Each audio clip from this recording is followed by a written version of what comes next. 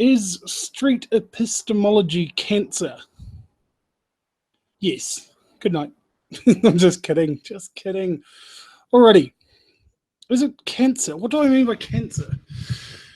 Is it soul destroying? Is it cell destroying? Is it eating you up inside to the point where you can't handle it?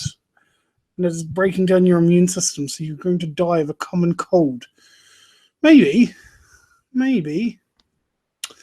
So, what is street epistemology? I'm going to go to the website streetepistemology.com. Bear with me here. Okay, so what is street epistemology to the uninitiated?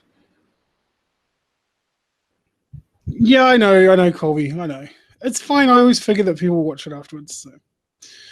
Doesn't matter. Have you heard of street epistemology, Colby? I'm gonna teach you, all the listeners. So, is my screen on the screen? Are we on the screen? Can't tell if it's on the screen. Okay, screen share. Okay. So, according to streetepistemology.com, street epistemology is a dialectical approach intent on helping people reflect on the reliability of the methods used to arrive at deeply held beliefs. See, I kind of have an issue right there. I don't know, why do they say deeply held beliefs? Why do they only say that? That's weird. I don't understand. I wish you talk with Lucas. Yeah, Lucas.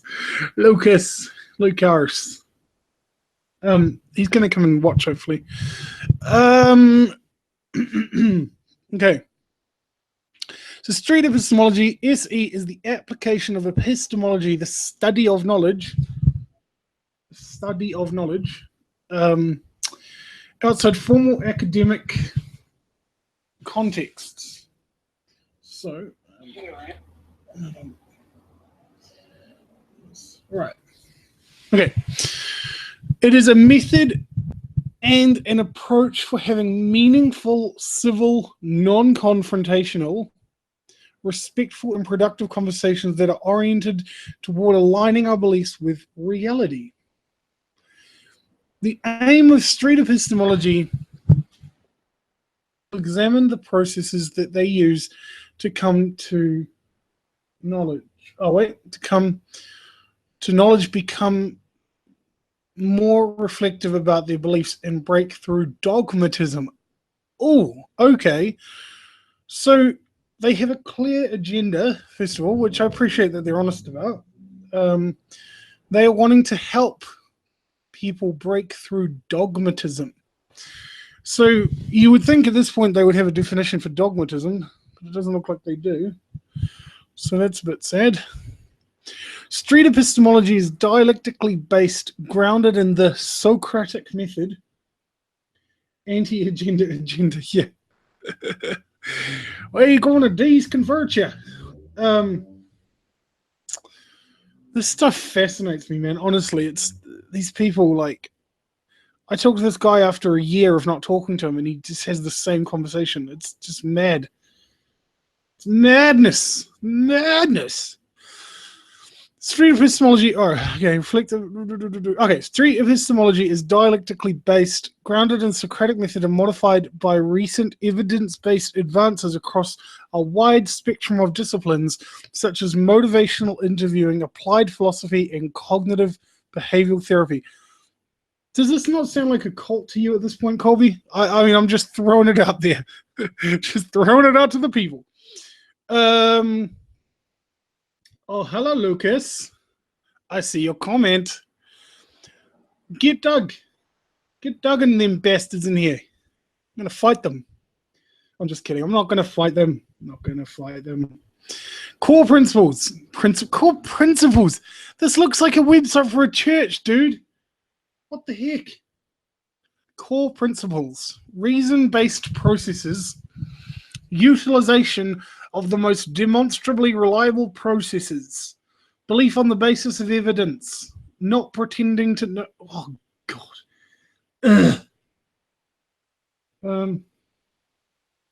It's not a cult, just more of just acting like a 20 questions game. Look it up. Yeah, tell Doug his thing is shit. He's talking. He sounds the same as he did a year ago before he stopped talking to me. Tell him to get a life. No. I'm not saying it is a church. I said it sounds. The website looks like one. No, Lucas, I did have a genuine concern here. Back up here, it says, oh, this right here. The aim of street epistemology is to help people examine the processes they use to come to knowledge, become more reflective about their beliefs, and break through dogmatism. So I was curious as to why it doesn't. It's like it makes this bold statement about like breakthrough dogmatism. Whoa, like yeah, but then it doesn't go into any definition or explanation about what they mean by dogmatism. I don't know. It just seems like a bit of missing information to me. It's like we're all supposed to just take it at face value what dogmatism is, you know? It's odd. I don't get it. Okay, so that sounds so nefarious. What sounds nefarious? I don't even know what nefarious means, dude. Please don't say words that make me feel dumb. Reason-based processes, utilization of the most demonstrably reliable processes, belief on a basis on evidence,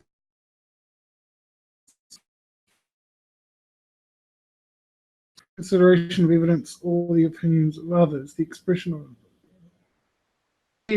of an opinion or belief as if it were a fact positiveness, arrogant. A viewpoint or a system of ideas based on institutional exam premises.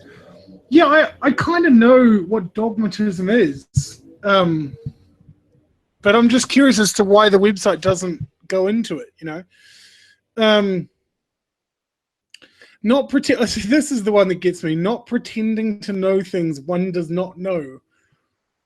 That's where it falls apart for me. Like right there.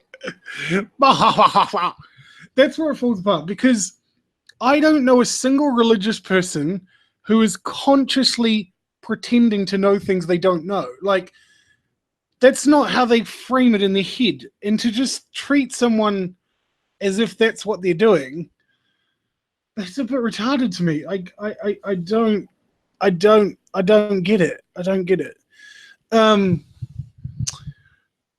So okay, attempt to avoid defensive posture. Focus on questioning and understanding, not debating. See, that's where okay, Lucas, I'm not going to let anybody in at this point because I want to see where this goes, and I know that you'll just derail me completely. I love you, but that's not what I want to do. I don't want to get into a debate. I actually, joking aside, I want to get my head around this because it's starting to blow my mind. Like when I jumped on a live stream with Doug and that other guy, I can't remember his name, the young guy, whatever his name is. I am just honestly blown away by rant.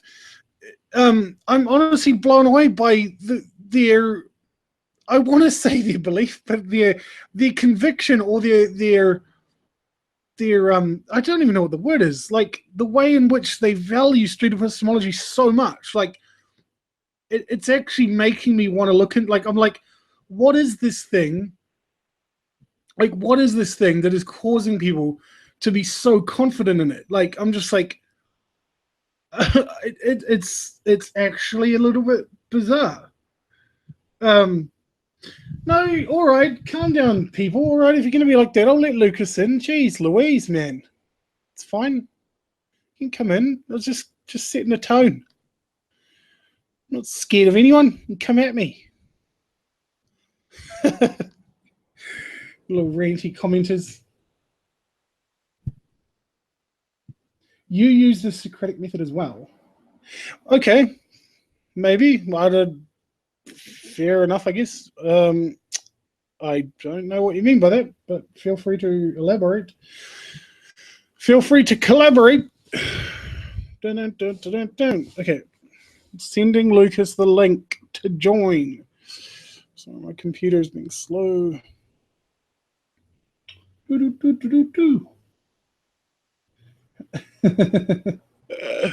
Sorry, I'm posting the link. I'm posting it. It's just going slow.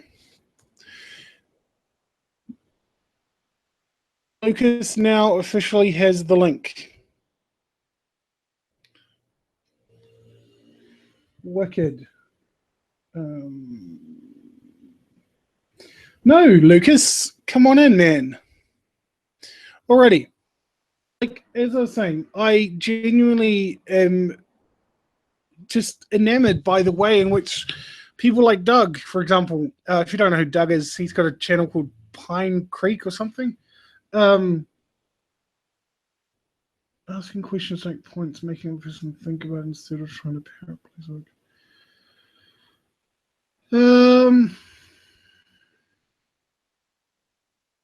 Yeah, I'm not sure I would call that.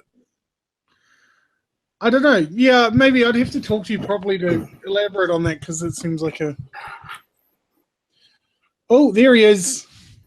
Hello, my friend. There's the sexy man. Dude. I'm surprised this worked. No, I'm actually... Can you hear me? Yes. Oh, can you hear me? What's my volume? Oh, yeah, I can hear you. Joking aside, and all craziness aside, I'm genuinely trying to get my head around some of this stuff, dude. Like, it just blows my mind. Like, I was watching Doug in that live stream today, just between calls at work, like I'm supposed to. And I'm just like, I'm almost enamored and inspired, maybe. I don't know if that's the word. Like, the brother's got conviction, man. Like, he totally legit believes in this stuff. And I'm like, why do you put so much confidence in this method? I'm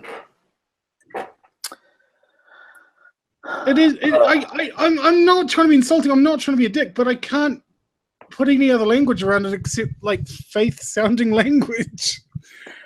Okay. Fair enough. All right. So here, if I may, I want you to love your shirt, Luke. Yeah, it's a rad shirt. This is hipster ketchup. Nice, man. If I may, I would say that street epistemology is way bigger than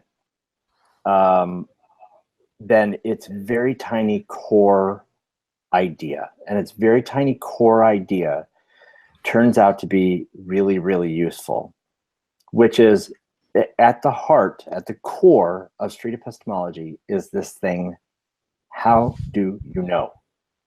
How did you come to understand whatever it is that you believe? Like, when I talk to you about this stuff, I try to leave religion out of it, because I know that you equate it to street. So, hang on, can we just pause for 1 second here? Sure. So can we not turn the Socratic method on itself? Like, can we not look at the idea that the Socratic method is valuable and say, why do we believe that idea to be valuable? Like, can we not critique the method itself? You bet. Absolutely. Is that the best way? First of all, there is a question that may sound like a really dumb question, but this whole thing is about like challenging beliefs, right? Like the foundation for your belief, right? Challenging it? Or inviting you to reflect upon it. Yeah, I'll go with that. Although it's bigger than that, but yeah. Okay, sure. Okay. So I'll ask a really dumb question. So what do we mean by belief? Is belief, like, what's our working definition of to believe something? Well, there is, philosophically speaking, there is knowledge and there is belief. I can believe things I don't know, And I can actually know things I don't believe. Like, I have seen all the evidence. Here's an example. I've seen all the evidence that my kid is a heroin addict. I found her rig. She doesn't come home. All her friends look stoned. A friend of hers just had a funeral the other day. This is all the evidence for, and by the way, this is not true. I'm just giving an example. You're a bad father. Yeah, right. And so this is all the evidence. I might be able to. So I don't really know that she has a heroin product or the addiction, or that she's hanging out with people who are doing heroin, but that is enough information to act on, right? I'm justified now in saying, because I've at least seen a bunch of evidence. Now I'm justified in saying at very least I'm suspicious that this is what's going okay. So on. you're building. Yeah, I like where this is going. This makes sense. So, so that's really what it's about. It's right like, now, this is what it's about. When do we? So epistemology is about how we know that we are justified in saying that we know something, because again, there's a difference between belief and knowledge.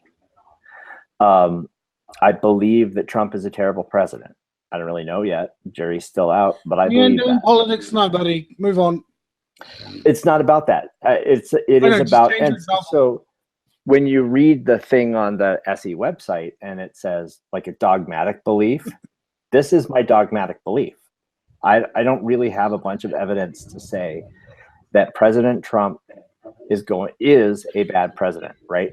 But I dogmatically believe that statement to be true. So now what you could do is ask me a bunch of questions that would get at the core of why I claim that belief to be true. Lucas, what do you know about Trump? What has his policies done for America? What are the problems? And then I would answer them slowly, one by one. And your job, since you're doing you're running down my epistemology, you're doing SE on me. Your job is to listen. I'll do SE on you so hard, Lucas. Your job is to listen and understand what I'm trying to say. Now, there's a whole method for teaching this, which is sort of what the SE site focuses on. But at its core, you're just going to try to understand what I am saying. Your mind is going to try to be as open to those possibilities being real as you can possibly muster, realizing that everybody has biases. And what you're going to do is, and you could very easily do this in the case of Trump, right? I'm going to tell you I think he's a bad president. You ask me questions about that I don't know the answers to, Mark. To be honest, it's an unjustified belief. I don't have a great justification for saying that I know that Trump is a bad president yet. Sure you do. That's ridiculous. Of course you do. No, I don't. Do you approve of everything he's done so far? I don't approve of much that he's done so far, but there's been a few things that I do approve of. So, but this is getting into the subjectivity of it. So, based on your subjective values and your subjective experience of life and what you feel is important, you absolutely can say, "I have enough evidence for me from your perspective, to call him a bad president." You absolutely do. So, do you? Well, maybe this is it's a subjective. You're giving a very subjective example. Yes, of course, but maybe this is the heart of the differences between someone who is skeptical like me and someone who it might be less skeptical like yourself. But like, you're skeptical and I'm not. We're coming up on 80 days of presidency. Is it reasonable to judge a 4-year term based on the first 80 days? No, that's not the right question. We are judging 80 days on 80 days. Okay, fine. Now we're surmising by the future. I mean, you want to talk about getting into like airy fairyland and unsubstantiated territory. We're talking about the future, which is completely unknown. You only live in the grace of one day, my friend. Well, what you're asking me is, here's the dogmatic belief, right? I mean, seriously, do you think a guy like me is ever going to, if my personality was not such that I was constantly checking what I think I believe, do you think a guy like me who says that President Trump is an asshole and an ignoramus and is never going to amount to anything, do you think that will change? In my view, I think no. I think most people who hold that view are never going to change it. The people who hated Obama still hate him. If I'm hearing you right, are you painting a world right now where you're saying you're admitting to being dogmatic about Trump? Yeah. I don't buy that. But let's move on from that example because I don't want to do politics tonight. Okay. I'm on Wikipedia here. So this is the Wikipedia page for the Socratic method, which I think is interesting. So basically, I'm sure you've read this, but it says Socratic method, also known as Meleuidics, something, method of Eulenicus. Okay, there's some weird words here. Socratic debate is a form of cooperative argument dialogue between individuals based on asking and answering questions to stimulate critical thinking and to draw out ideas and underlying presumptions. Now, I don't have a problem so far. That sounds great. It is a dialectical method, often involving a discussion in which the defense of one point of view is questioned.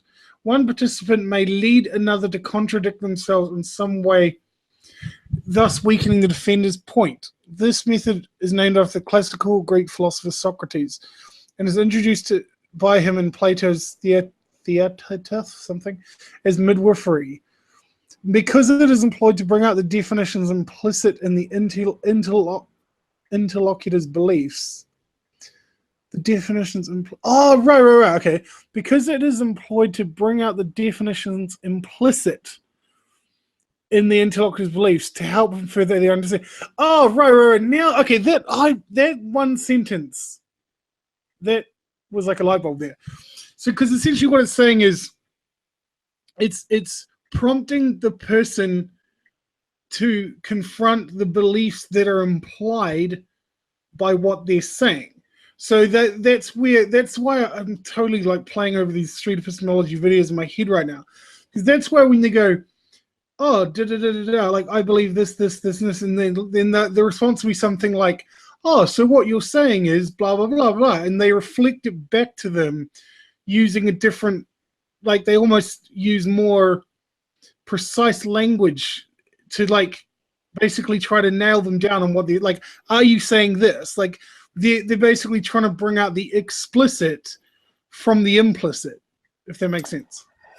Yeah, I think that's a fair. That's statement, what it seems to be to me. I mean, so it's like saying what it's like basically saying, what are you really saying? Yes, that's exactly right. Can I give you an example from Socrates that will be poorly remembered for sure? So no, go crazy. What Socrates didn't do is he did not like stand in front of a classroom. He's supposedly the first great teacher, right? He did not have a classroom that he lectured. He would deal individually with his students and he would ask questions like on morality. And he never gave the answer. He would let you figure it out. And so what he would do is, let's say, this is the poorly remembered part. He says, if you borrow a knife from a friend and he gladly and willingly gives it to you, and you use it for several days, and he asks for it back, if you don't give it back, is that stealing? And you would say, I guess, it's probably stealing. Okay, but now, what if the friend is acting erratically, or he said that he is going to go kill Caesar, or do these other things with this knife? Now, what do we do? And why? And so, if you don't give it back, you're stealing. Yet, if you do give it back, you might be helping him, your friend, kill someone. Let's talk about what the implications of these actions are. And the point being that there is no answer to these questions. There's no, like, well, maybe there is a correct answer, but not one that he's going to give you. The point was to talk it out and figure out between the interlocutors, the conversation partners, what is the answer? What do we do? I like that. Everything you've just said, Lucas, I like that. I like the idea of somebody getting up and not giving all the answers and saying, here, think about this for yourself, engage with this, wrestle with it, question it, challenge it. I am all for that. Yeah. But that's not what I see street epistemology is doing at all. I don't think it's honoring that tradition at all. Coming up to someone, inviting them to think for themselves. It is coming up to someone with an agenda, whether you admit it or not. It is coming up to people. I mean, you can only read the website to see there is an agenda there. That's pretty undeniable. It is not about getting people to think for themselves. It is about getting people to think like you do. Well, is it not? Like you do. I don't. That kind of rubs me the wrong way. I mean, we could talk about it. Yeah, I wouldn't imagine that it wouldn't. Yeah. We can talk about why. We can talk about why I think that might be wrong. And honestly, everything he said about Socrates and that sounds great to me. I'm all for that. Okay, so that sounds freaking fantastic. Can I give because you a little... look, I'll be honest, I grew up in a dogmatic world. As you know, I grew up in a fundamentalist world. I grew up in a world where you were not allowed to ask questions. You were not encouraged to think for yourself. I am all for that. But it's almost like replacing error with error and saying, oh, all these people over here are going to teach you not to think, but we'll teach you how not to think. Like, it gets weird. I can't even articulate it properly, but yeah, it's like another form of dogmatism. It just flips it on its head. Okay, so it's like changing the content of your belief, but not the concepts and the underlying the functionality of how your beliefs actually work. It's right. You've just gone from being a fundamentalist Christian to being a fundamentalist atheist. Well, no, because you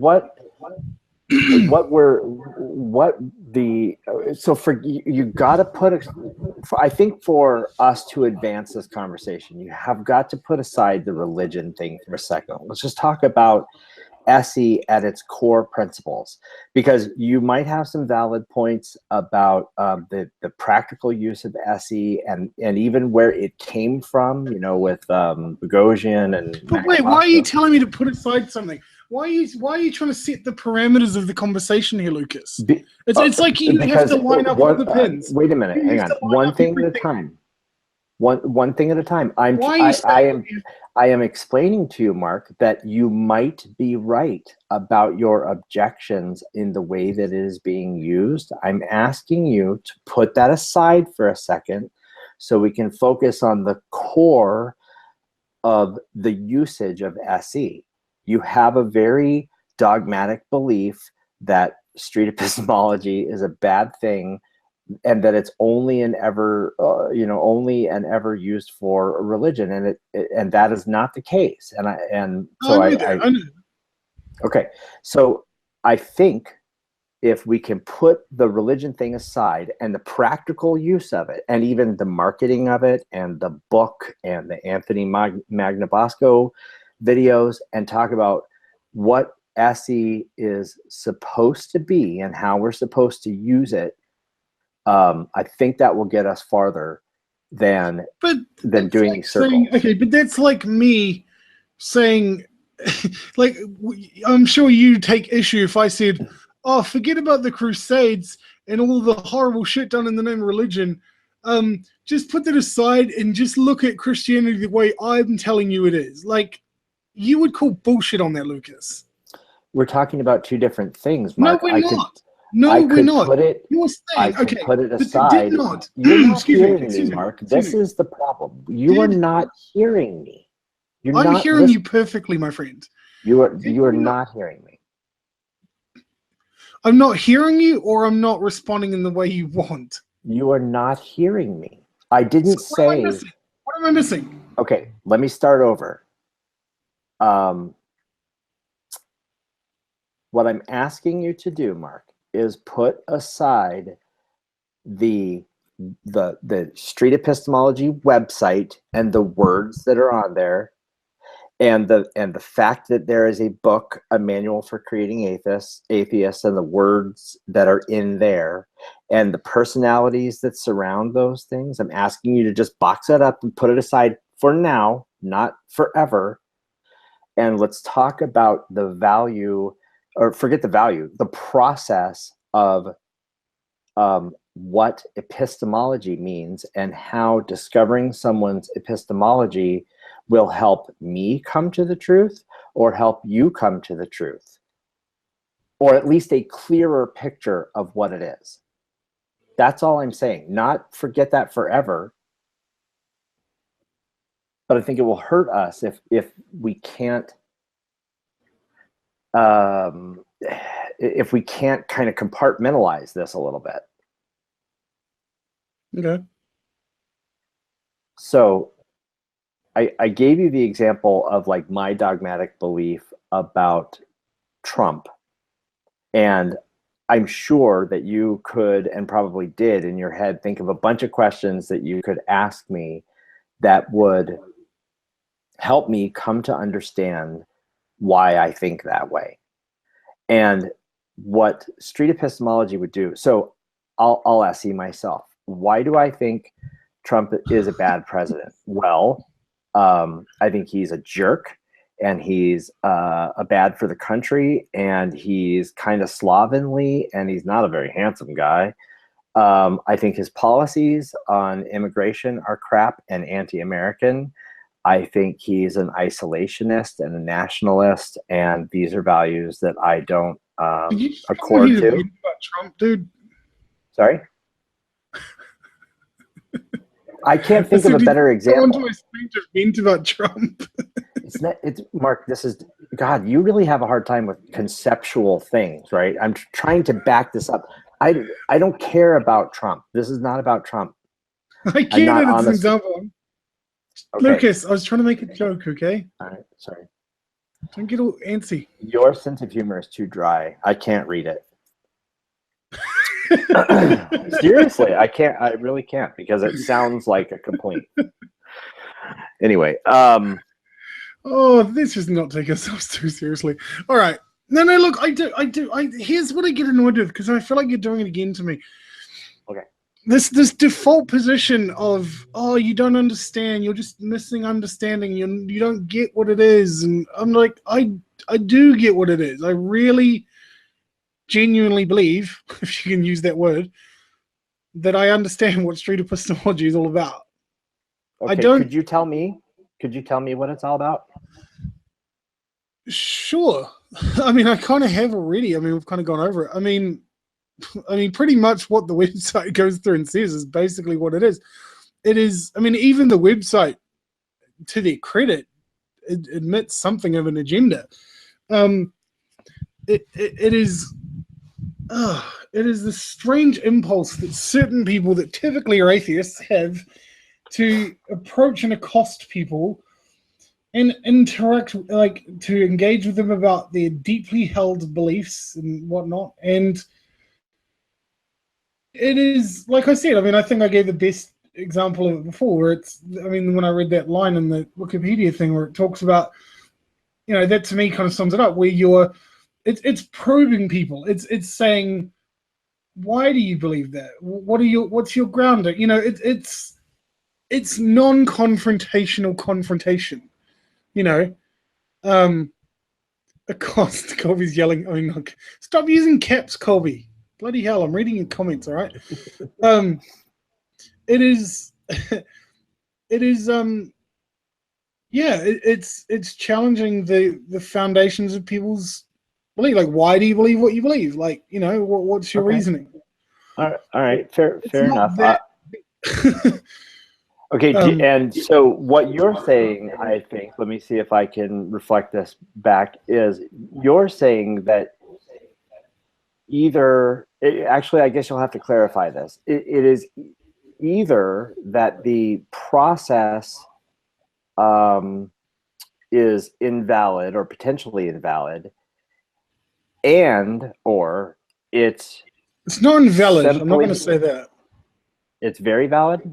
No, I'm not prepared to say it's invalid. I'm not saying Okay. that. I'm not All saying that at all. So then it's invasive. It's not. No. I would use another word starting with I, which is that it's insufficient. For like, yeah, I don't really disagree with that. If Good, what we're saying, oh lordy, we found some common ground. Let's just revel in that. We found some common ground. That's fantastic.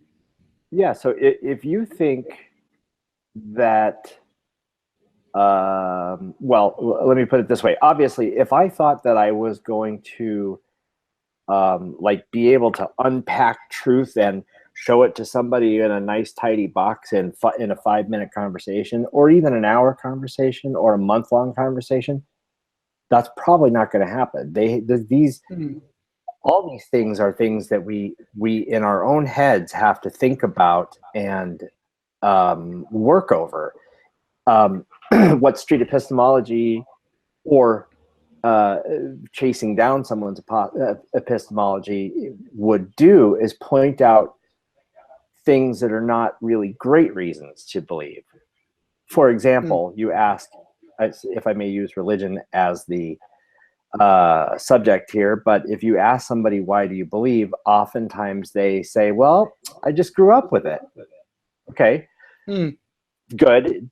Does everything that we learn from our parents or everything that we grow up with, are all those things true all the time? Is that on its own a great reason to believe something? No, of course not. Yeah. So that's one thing that the person can go, oh, God, yeah, you're right. I never really thought about it that way. Can I ask a genuine? Can I jump in here and ask a question? Sure. In all sincerity, I'm like, I'll have to ask a belief question. Do you believe? And I'm curious to know the answer here. Do you believe that there is a compassionate and empathetic element to why people get into street epistemology, or is it just what I see, which is just people who want to tell other people they're wrong? Like, that's the part where I could genuinely be missing something. Well, I guess you can only answer that for yourself, really. Exactly. I couldn't speak for everybody. So why do you do it? Tell me why you do it. Oh man, there's been a whole bunch of reasons. There really has been a whole bunch of reasons. Okay, so I do want to make a distinction here. I think there is the street epistemology that you know and understand, which is going out and talking to people, trying to talk to them about God and religion and things like that. That's how I was exposed to this idea of epistemology. And so at first, I have never really been one of those, quote, angry atheists. I've always just kind of been an atheist and moved pretty fluidly through whatever beliefs I said I had and never really investigated what I believe. So I don't have the need to tell people that they are wrong necessarily about religion. But that probably played into it in the very beginning. That was something I enjoyed doing. I like to talk to people about these subjects. They're interesting, and the point of view is interesting. And honestly, part of me is scared. Like, I realize that I can't know that what you believe in your heart to be absolutely true is not absolutely true. And that's terrifying, because there are consequences to me not believing what you believe is absolutely true. Well, are you being dead serious about that? Yes, of course.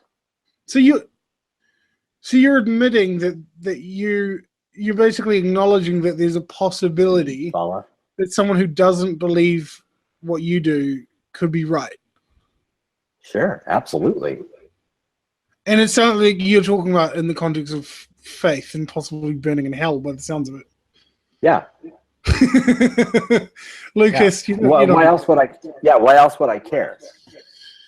Well, if you just go read the right theology, you won't have to be freaked out about hell anyway, because Jesus didn't teach the burning part. But Well, you're in a minority, I think.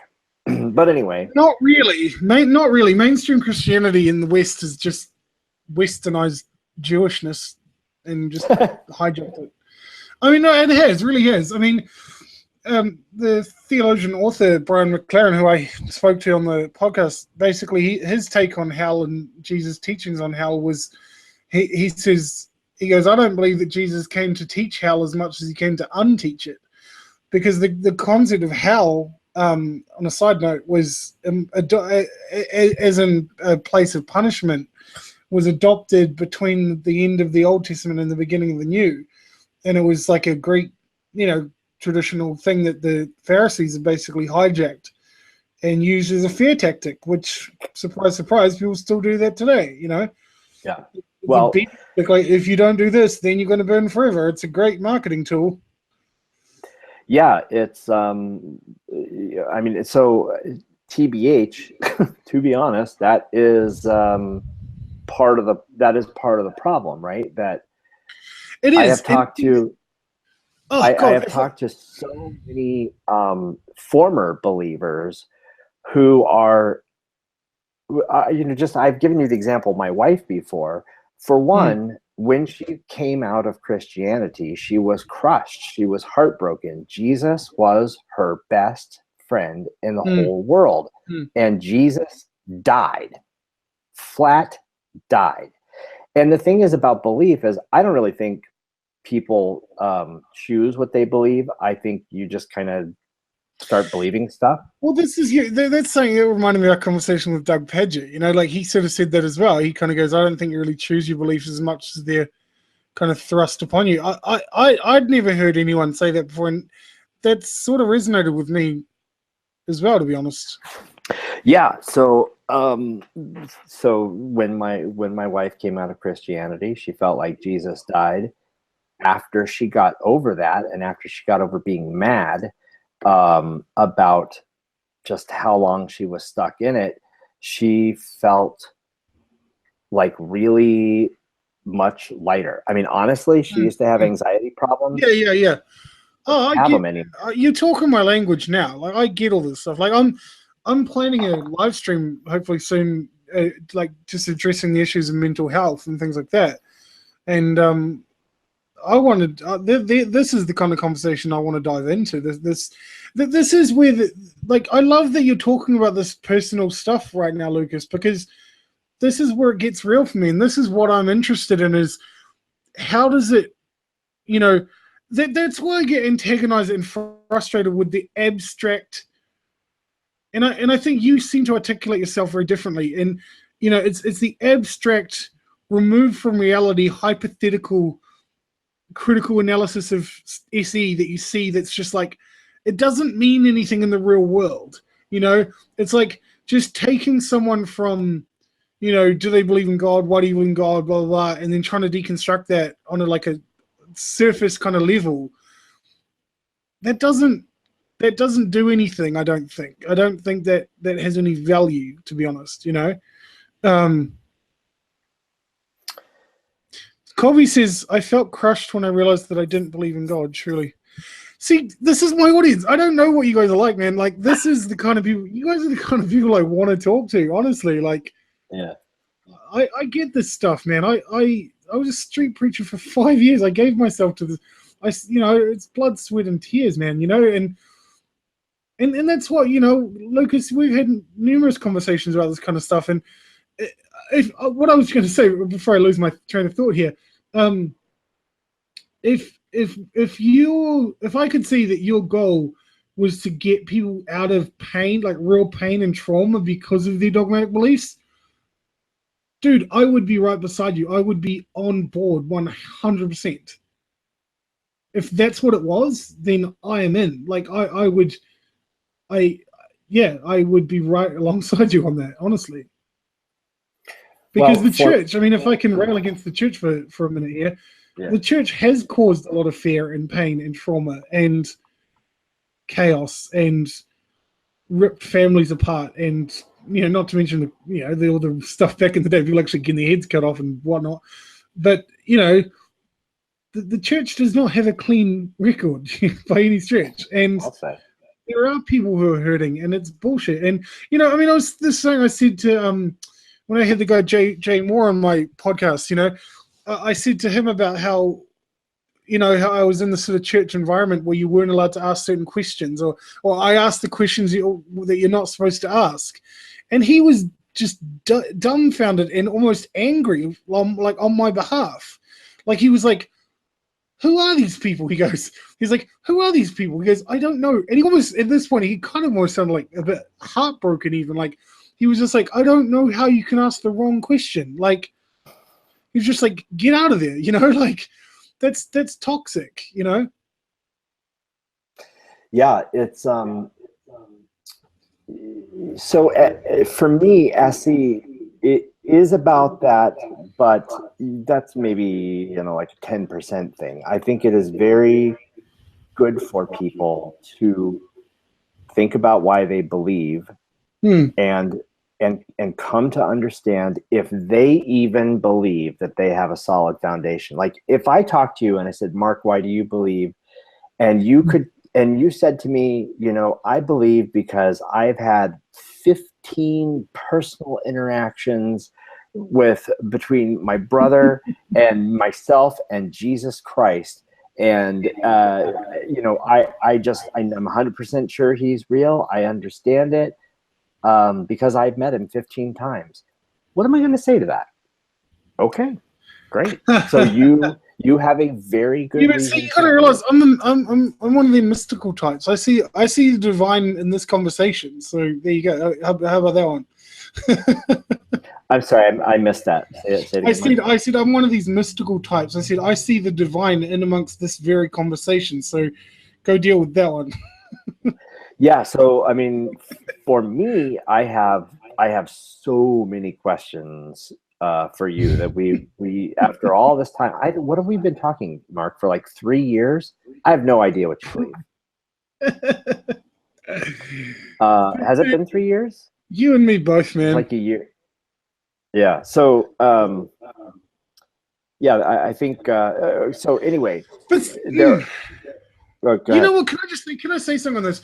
Because this is something that Peter Rollins gets called out on as well. Like the way that he talks in this very, you know, one of his sort of go-to things where he talks about, I don't actually care what you believe. He goes, I have 100 beliefs before breakfast, you know? And he's like, I'm more concerned about how, like the how of belief, like how you hold your belief and how your belief functions in the world more than what you actually believe. And it was actually at the ideas of the Festival of Dangerous Ideas where he had that interaction with Lawrence Krauss. And there was like a Q&A session and somebody asked him, oh, you know, is the fact that you obscure your beliefs, you know, just to cop out, and are you, you know, just defending yourself and excusing yourself from explanation sort of thing. And I totally get that. I totally get that frustration. I do. I really do. But again, I'm reminded of the conversation I had with total name drop here. I'll just warn everyone, with the guy Barry Taylor, who he used to be the road manager for AC/DC back in the day. And this is a guy, keep in mind, this is a guy who works at a theological seminary in Pasadena. And he goes, he's talking about back in the day when he sort of had this conversion experience, and he goes, I wasn't even really that interested in God. And he goes, and I'm still not. And I was like, what the heck? But he's like, but I really resonate with where he's coming from, because he goes, I just want to be a better person.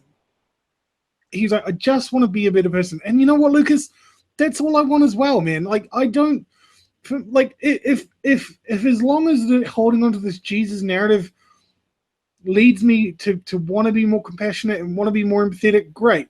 The moment it stops doing that, I would probably let it go. I mean, if it stopped, if I genuinely believe that it stopped leading me towards being a better person, then I would stop seeing value in it. Well, so my question would be, like, is this a philosophical hole that's being filled for you, or is it an absolute truth that you feel like you must adhere to? Like, what's happening? I think, okay, there's a quote that's going to pop into my head, or has popped into my head, past tense, that says, it's talking about when Nietzsche declared the death of God, and somebody pointed out, they said, the death of God does not mean, it says the death of God does not mean that people will believe in nothing, but that they will believe in anything. And what I would say is this: I think human beings are vacuums for belief. We are sucking up beliefs left, right, and center. We want to believe. We want something to believe. And Sure. all I'm saying is I simply acknowledge that, and I choose the Jesus narrative. I go, if my life is going to be taken up with beliefs, I'm choosing this one because I think it works. You know, it was the singer-songwriter Rich Mullins. He was famous for saying, he goes, if you want a faith, a religion that makes sense, he goes, I suggest something other than Christianity. And then he goes, but if you want a religion that makes life, I think this is the one. Well, so on that note, why Jesus? Why not humanism? Why Jesus? Oh, that's a great question. Why Jesus? I mean, if it doesn't matter to you whether it's true or not, why take the one that has so much baggage, so much dogma, that like you don't look like a Christian to most Christians with your beliefs? Why choose that? Why not be a humanist or a Buddhist or anything else? Well, I'm down with a bit of Buddhism, but Jesus, I mean, why Jesus? That's you basically just been like, your Christian is like, Mark, here's a soapbox. Oh Lordy, why Jesus? That is the question. I mean, I see in Jesus, I see all kinds of character traits that are admirable. I mean, self-sacrifice, love, forgiveness, redemption, healing, hope. I mean, where do you want to stop? I mean, I see in Jesus' life and teaching the embodiment of everything he said. He didn't just teach forgiveness, he forgave. He didn't just teach self-sacrifice, he sacrificed. I mean, it wasn't all, you know, it wasn't just theories and hypotheses, you know. Okay, but are you going to do that? Are you going to self-sacrifice? Are you going to do the things that Jesus did? Are you going to give up everything and follow him? Or have you done that already? I mean, are you kind of over that? Like 10 years ago, man. That's way dumb. No, but I mean, that's a day-to-day thing. I mean, I think every day, I mean, there is this kind of Jewish ancient sort of Hebrew concept of darkness and light. It was a very contrasting thing where, you know, this idea of light being anything that leads you to completion, and then there's darkness, which is anything that unravels your completion. And so every day, every human being, whether they believe theology or not, can choose to act on it, really. But I mean, every choice we make is either bringing healing or hope, or bringing calm to the world rather than tension, or, you know, peace rather than anger, or joy rather than sorrow. I mean, these are choices we can make. I mean, my story is my story. I mean, I talked about, you know, different things like my mental health issues and hitting rock bottom emotionally and depression and all that kind of stuff, and being faced with the choice of like, what do I do? Do I stay down here and be a victim and become an SJW, maybe, you know, or do I get back up and say, no, like, I am not going to stay down here and die. Like, we're not going to live like this, and we don't have to. And I think human beings, we need stories. Human beings are not machines. We're not input-output machines. Like, we're not just these binary, like, yes, this is correct, this is incorrect. We know this. Like, this is not even up for debate. Like, human beings, since the emergence of language in human history, have told stories and myth and metaphor and legends, and, you know, like, we crave stories. And so I think, you know, if the story that you're holding on to is leading you to become a better person in the world, then great. If it's all about just ego and being right and being justified, even if you are factually correct, go fuck yourself, to be honest. Okay, so fair enough, right? So if okay, but see, this would matter to me. Like, if oh, brother, there's so much to unpack here.